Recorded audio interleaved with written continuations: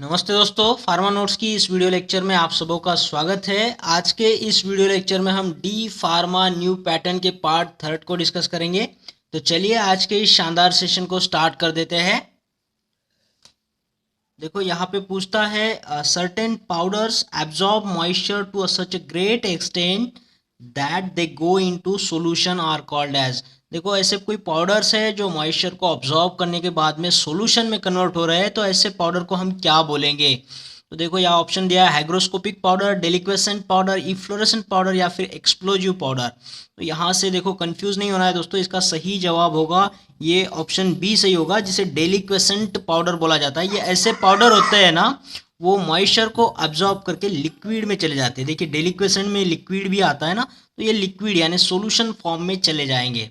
Hygroscopic का मतलब क्या होता है, जो एटमॉस्फेयर से मॉइस्चर को अब्जॉर्ब कर लेते हैं, सिर्फ ना कि वो उनका लिक्विड बनता है। ठीक है, तो इस बात को आपने याद रखना है। चलिए अगले क्वेश्चन की तरफ बढ़ेंगे हम।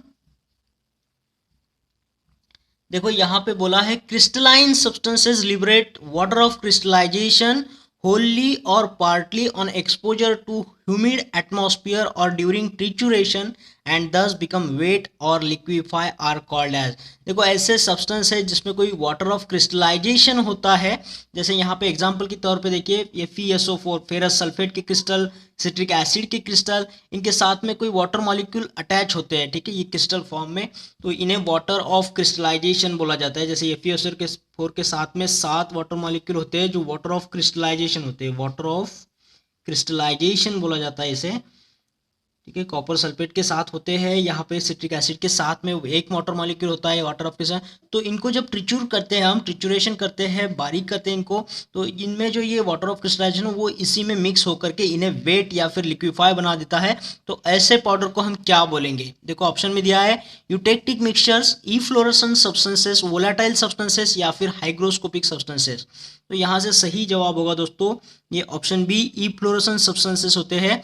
इफ्लोरेसेंट सब्सटेंस के साथ में जो भी क्रिस्टल सब्सटेंस है उसके साथ में जो वाटर ऑफ क्रिस्टलाइजेशन होता है उसी का पानी निकल के इसे वो लिक्विफाई बना देता है। ठीक है, वोलेटाइल का मतलब क्या होता है, जैसे पेट्रोल और डीजल जैसे सब्सटेंस होते हैं जो हवा में वोलेटाइल हो जाते हैं, उनकी क्वांटिटी कम होती है। अल्कोहल भी वोलेटाइल है। तो यहाँ पे हाइग्रोस्कोपिक तो हमने देख लिया, जो हवा में से वाटर को एब्जॉर्ब करके थोड़ा लिक्विड हो जाता है।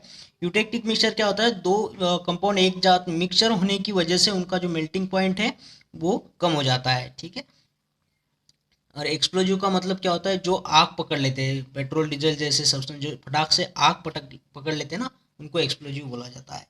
चलिए नेक्स्ट क्वेश्चन की तरफ बढ़ेंगे। देखो बोला है यहाँ पे effervescent granule are prepare by. देखो यहाँ पे प्रिपरेशन मेथड पूछी है इफरवेसेंट ग्रैन्यूल्स की।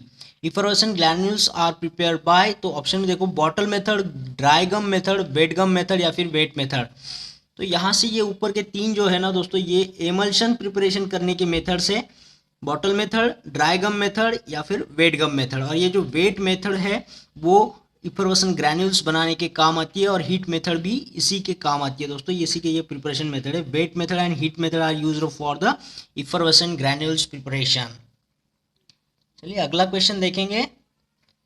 देखो यहाँ पे बोला है internally used monophasic liquid dosage form is. देखो मोनोफेजिक लिक्विड डोसेज फॉर्म बोलना है जो कि इंटरनली यूज किया जाए, ना कि एक्सटर्नली। देखो ऑप्शन में दिया है लिनीमेंट, एमल्शन, लिंक्टस या फिर डाउश। तो यहाँ से सही जवाब होगा दोस्तों ये ऑप्शन सी, लिंक्टस, जो कि एक मोनोफेजिक लिक्विड डोसेज फॉर्म है जो इंटरनली लिया जाता है। ठीक है, इसे याद रख लेना। ये कफ साइरप जैसे सब्सटेंस इसमें ऐड होते हैं लिंक्टस में। एमल्शन भी इंटरनली लिया जाता है, लेकिन ये बाइफेजिक है दोस्तों। ठीक है, ये मोनोफेजिक नहीं है, ये बाइफेजिक है। इसमें दो फेज होते हैं, डिस्पर्स फेज और डिस्पर्शन मीडियम। इस तरीके से दो फेज वाला होता है, बाइफेजिक लिक्विडोसिस फॉर्म है ये। चलिए अगले क्वेश्चन की तरफ बढ़ेंगे।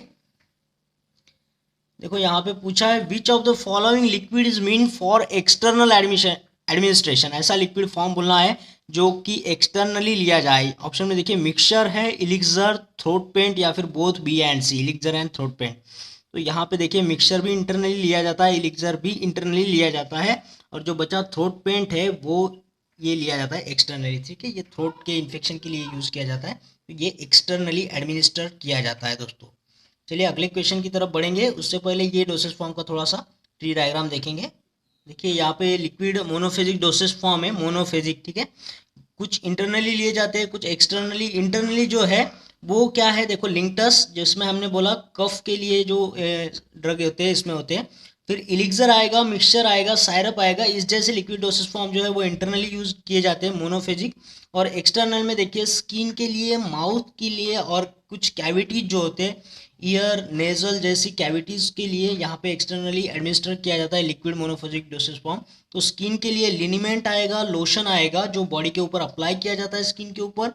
फिर माउथ के अंदर हम गार्गल्स लेते हैं माउथ वॉश करने के लिए। फिर थ्रोट पेंट भी होता है थ्रोट के इन्फेक्शन के लिए। तो इस तरीके से ये माउथ के लिए लिक्विड मोनोफेजिक डोसेज फॉर्म है। और कैविटी के अंदर हम इंस्टिल करते हैं डाउश, ईयर ड्रॉप्स और नेसल ड्रॉप्स जैसे यहाँ पे डोसेज फॉर्म आएंगे। ठीक है, चलिए अगले क्वेश्चन की तरफ बढ़ेंगे। देखो होता आसान टॉपिक है, कभी कभी पूछ लेते तो काफ़ी मुश्किल हो जाता है ऐसे सवालों का जवाब देना। फिर देखिए ड्रॉट इज अ, ड्रॉट का मीनिंग बोलना, ये ड्रॉट क्या है। ये quantity of liquid medicine order as a single dose, quantity of liquid medicine order as double dose, quantity of liquid medicine order as half dose, quantity of solid medicine order as quarter dose.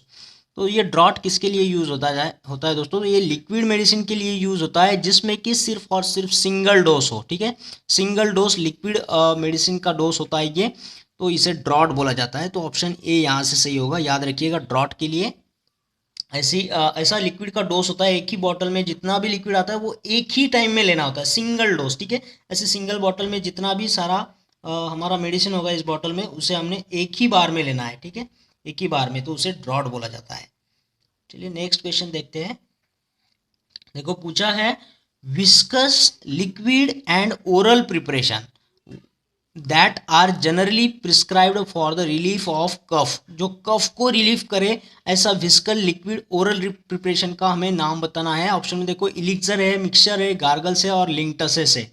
तो याद रखना relief of cough के लिए ऐसा viscous liquid oral form जो होता है वो होता है लिंक्टसेस। ठीक है, जैसे हम लिंक्टस बोलते हैं ना, तो हमें ये जैसे खास रहे हो कि एक साउंड आता है लिंक्टस, टस यानी क्या, ये रिलीफ ऑफ कफ के लिए। ठीक है, टस्क्यू जैसे सायरप भी हम यहाँ पे यूज़ करते हैं कफ के लिए, तो टस्क्यू से भी आप याद रखें लिंक्टस। तो ये खांसने की जैसी आवाज़ आ रही है ना, ये रिलीफ ऑफ कफ के लिए है, बस याद रखने के लिए दोस्तों ऐसे बोल रहे हैं। नेक्स्ट है question which of the following is true, सही स्टेटमेंट बताना है। देखो liniment are applied with friction और rubbing of skin, lotion are applied without friction and rubbing of skin, both A and B, या फिर नन ऑफ दिस। यहाँ से कौन सा सही होगा, देखो हमें पता होना चाहिए। लिनीमेंट्स और लोशन जो है ऐसे मोनोफेजिक डोसेज फॉर्म है जो एक्सटर्नली स्किन के ऊपर अप्लाई किए जाते हैं। और जब हम लिनीमेंट को स्किन के ऊपर अप्लाई करते हैं थोड़ा सा फ्रिक्शन या फिर रबिंग करना ज़रूरी होता है। और लोशन को सिर्फ अप्लाई किया जाता है, ना कि उसके साथ कोई फ्रिक्शन करना है ना रबिंग करना है। ठीक है, सिर्फ अप्लाई करना है दोस्तों। तो यहाँ पे बोथ ए एंड बी दोनों स्टेटमेंट सही है। ठीक है, और हाँ दोस्तों, हमारे फार्मा नोट्स की जो पीडीएफ लाइफ टाइम मेंबरशिप है उसे आज ही ज्वाइन करना है बाय कंट्रीब्यूटिंग 999 रुपीज़ हमारे चैनल के लिए बाय पेटीएम, फ़ोनपे या फिर गूगल पे जैसे ट्रांजेक्शन ऐप को यूज़ करके आप हमें ये ट्रांजेक्शन कर सकते हो 999 रुपीज़ का। हमारे इस मोबाइल नंबर को यूज़ करके नोट कर लेना इसे 8087339648 पर। और कोई भी क्वेरी हो तो हमें इसी नंबर पे व्हाट्सअप भी कर सकते हैं दोस्तों।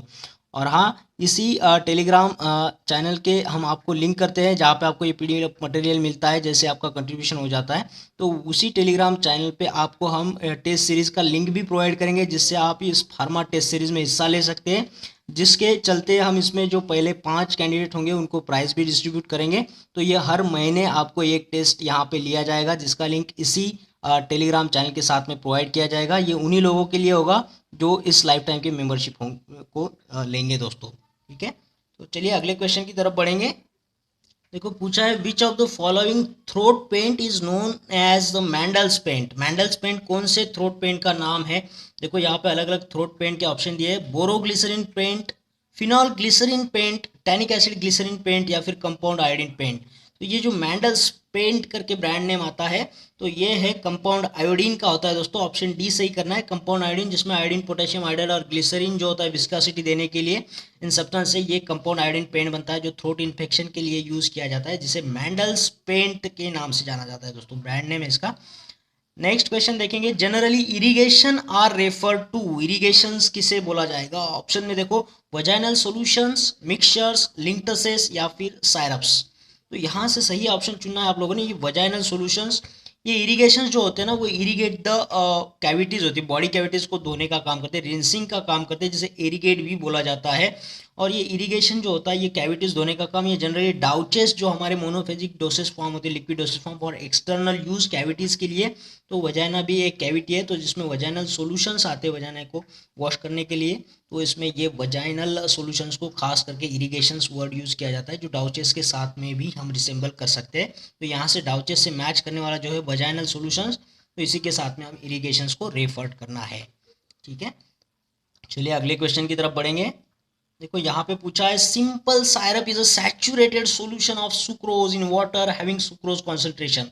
जो भी सिंपल सायरप है, जो पानी के अंदर सुक्रोज डालना है, वो सैचुरेटेड सॉल्यूशन होता है। सैचुरेटेड यानी सभी को पता है कि उससे ज़्यादा डालेंगे तो उसमें घुल नहीं जाएगा वो, ठीक है, वैसे कि वैसे रहेगा। जैसे पानी है, उसके अंदर सुक्रोज डाल रहे हैं, तो वो घुल रहा है और एक स्टेज आ जाती है, उसके बाद उसका घुलना बंद हो जाता है। तो वो बंद होने वाला जो कॉन्सेंट्रेशन है वो कितना होता है? ऑप्शन में देखो, 47.6%, 57.6%, 66.7% या फिर 76.7%। तो ये जो सिंपल सायरप में सुक्रोज जो होता है ना, वो सैचुरेटेड सॉल्यूशन के लिए होता है 66.7% होता है दोस्तों। ठीक है, नेक्स्ट क्वेश्चन है, देखो बोला है, which of the following liquid preparation is not viscous. Viscous कौन सा लिक्विड फॉर्म नहीं है लिक्विड प्रिपरेशन का? विस्कस, ठीक है, विस्कस नहीं है इसमें से। तो ऑप्शन में दिया है गार्गल्स, थ्रोट पेंट्स, लिंक्टसेस या फिर सायरप। हमने अभी थ्रोट पेंट की बात करी थी, जिसमें ग्लिसरीन को ऐड किया जाता है ताकि उसको विस्कोसिटी आ जाए, है ना, चिपचिपापन आ जाए, तो इसके अंदर ग्लिसरीन होता है। लिंक्टसेस भी एक विस्कस फॉर्म है, हमने अभी देखा, जिसमें कफ को रिलीव करने वाले इंग्रेडिएंट्स को डाला जाता है। और सायरप्स, इसमें सुक्रोज होता है, तो ये भी एक विस्कोसिटी प्राप्त कर लेता है ये डोसेज फॉर्म। लेकिन गार्गल्स जो है, हमने जो गार्गल्स करते हैं ना, हम अभी कोविड चल रहा है तो गार्गल्स करते हैं हम नमक के पानी के, तो ये गार्गल्स में कोई विस्कोसिटी नहीं होती है दोस्तों, ये सिर्फ लिक्विड होता है।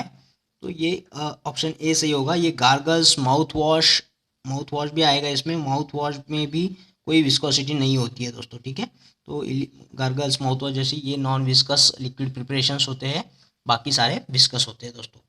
ठीक है, इस वीडियो में इतने ही क्वेश्चंस दोस्तों। आशा करता हूँ आपको ये वीडियो अच्छा लगा होगा, सारे क्वेश्चंस पसंद आए होंगे। और अगर ऐसा हुआ है तो इस वीडियो को लाइक करना है, शेयर करना है और कमेंट बॉक्स में कमेंट जरूर करना है दोस्तों। और हाँ, उन लोगों से मेरी गुजारिश है जिन लोगों ने चैनल को अभी तक सब्सक्राइब नहीं किया है, चैनल को सब्सक्राइब कर देना है दोस्तों। उसके बाद आने वाले बेल आइकन को क्लिक करना है, ताकि आने वाले हर एक वीडियो का नोटिफिकेशन आपको मिलता रहेगा और आने वाले हर एक वीडियो से आपको लाभ होता रहेगा दोस्तों। तो मिलते हैं जल्दी ही एक और बेहतरीन वीडियो के साथ में, तब तक के लिए थैंक यू।